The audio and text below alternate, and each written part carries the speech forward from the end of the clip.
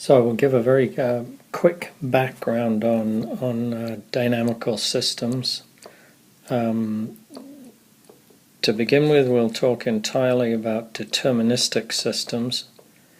My goal is to get to the point where you can understand the basic, or the background for understanding the basic mechanism of bistability that we'll be discussing in reference to the Stommel model and the energy balance model. So I want to give the perspective of dynamical systems from the mathematical point of view.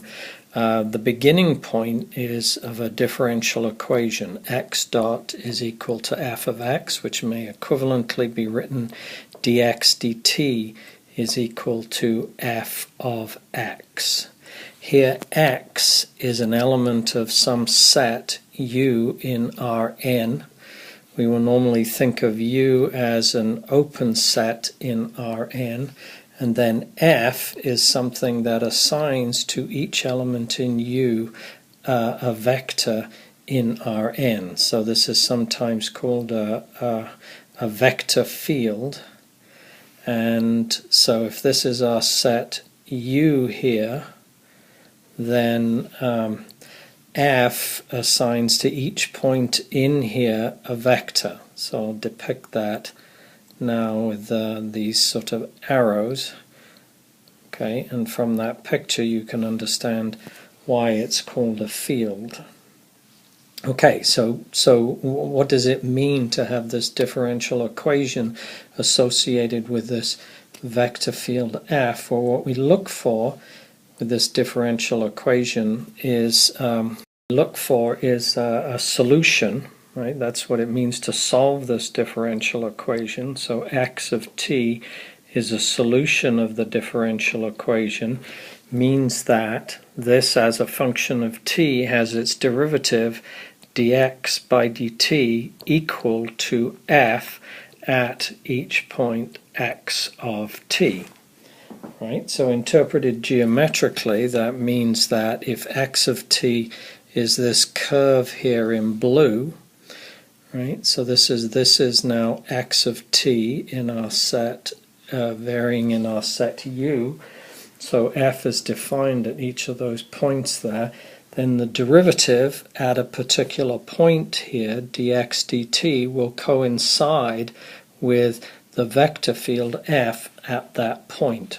So imagine then that this is a point, let's say t naught, okay, and so that gives us x of t naught, a point in U. Then the derivative of x at t naught, so what we're saying is that dx by dt at t equals t naught is equal to f, the vector field at x of t naught. Okay, so that's what it means to satisfy the equation, and that's what it means to have a solution of the equation. Okay, so but when we think about dynamical systems in the modern way, we think about differential equations in the modern way, we think of them in terms of this sort of dynamic evolution. They come from solving differential equations like this, but actually the way we sort of view them geometrically is in terms of the evolution. So let's go back to our set U here, and we imagine that we have points here that we prescribe, and what we think of then are the solutions that go through those points, right? And we call those orbits or trajectories.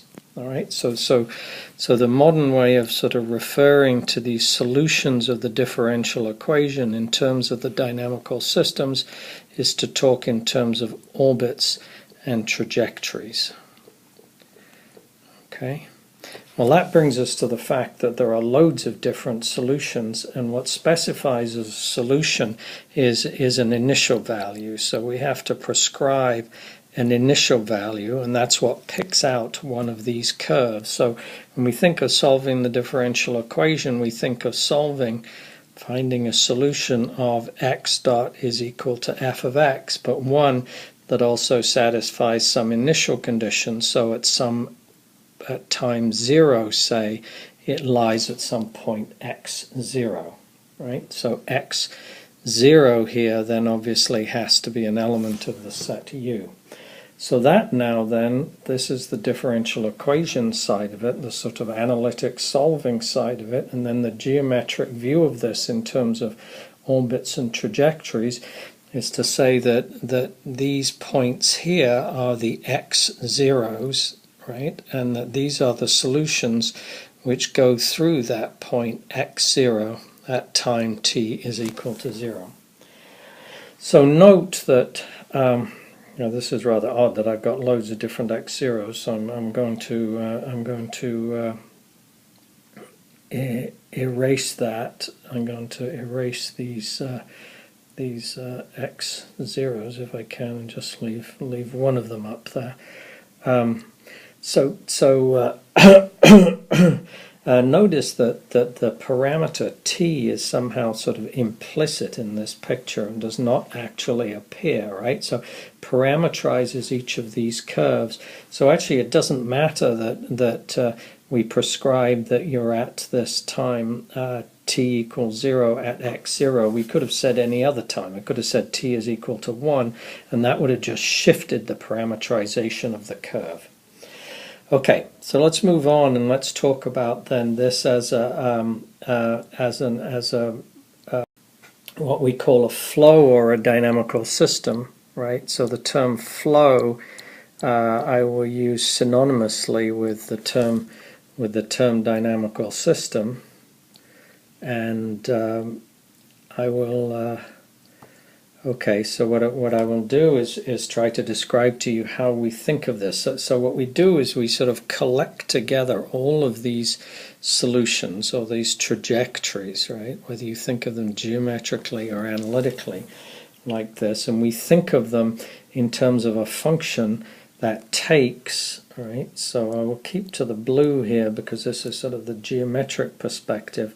The function which takes initial values here, x0, and times t, right, to the point at which the trajectory lies after time t, which satisfies the initial condition x of 0 is equal to x0. So this is equal to x of t, right, where, right, and I'll go back to black because this is the differential equations point of view, x dot is equal to f of x, and x of 0 is equal to x0.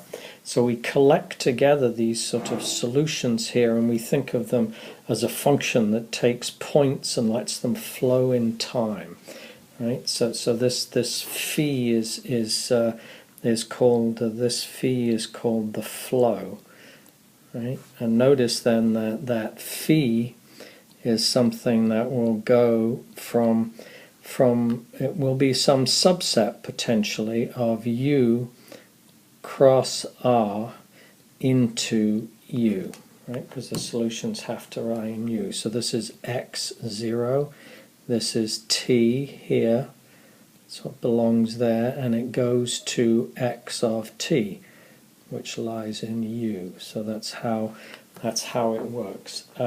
Just a word about when this works and when it's defined.